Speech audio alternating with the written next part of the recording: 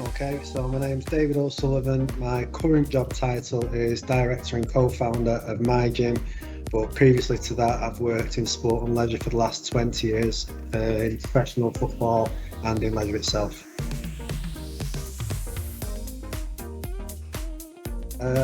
Well, owning a company yourself, you don't really get a chance to cut corners, so I'm director, receptionist, cleaner, greeter, personal trainer, anything and everything.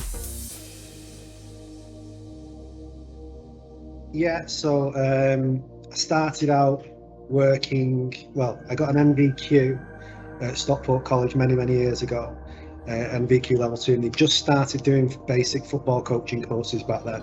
So I was one of the first to do it. And then after that, I just kind of got the bug for it, got my FA level 3, UEFA B, and then I went in for my UEFA A remit, had loads of other courses and stuff, and I started working for Stockport County at the time, who had a centre of excellence.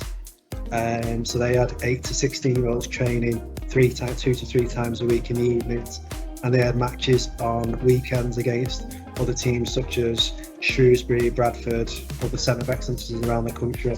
And I also got a chance to assist the youth team, so I was youth team assistant coach under Craig Madden. I think it depends on what you want to do. I think if you're just starting out and you're not really sure, which can happen to a lot of youths these days. I worked in education as well for a couple of colleges whilst doing the education course in line with these 16 to 19-year-olds. So when kids are coming out of school, they can still be a little bit in awe of what options to choose. Then there's obviously peer pressure from parents and friends or what they actually want to do as well. Some kids may need 1 or 2 years just to figure that out. So if you're going to do anything, I'd get a foundational qualification first, such as if you start at an MVQ level 2 or 3 in sport or coaching, you can go then, if you got that, you go then into analytics, you could go into physiotherapy, you could go into personal training.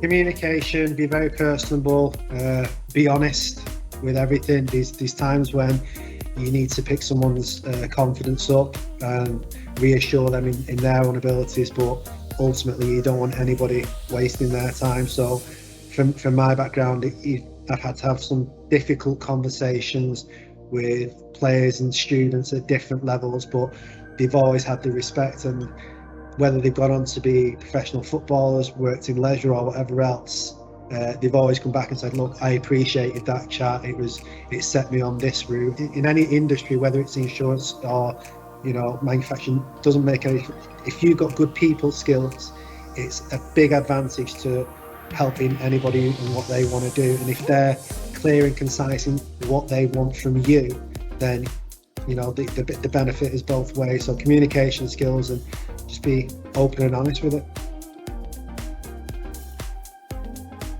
If they're just coming out of school, I'd advise them to look at the local colleges in the area and what they specialise in. Speak to their friends, they may do the same thing as well.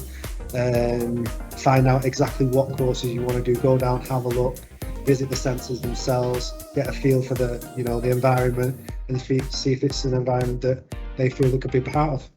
There's a lot of clubs that have volunteering roles, whether that's at community level, grassroots, whether it's academies are a little bit more difficult. I mean, everyone's always going to look at taking on a volunteer because it's free paid work, but you want something to give back to them as well. So in terms of the local areas, I'd say get in touch with local football clubs or leisure centres and have a look and speak to people about possible volunteering opportunities, and then get in touch with the local education bodies as well, like the colleges, and see if you can help out there.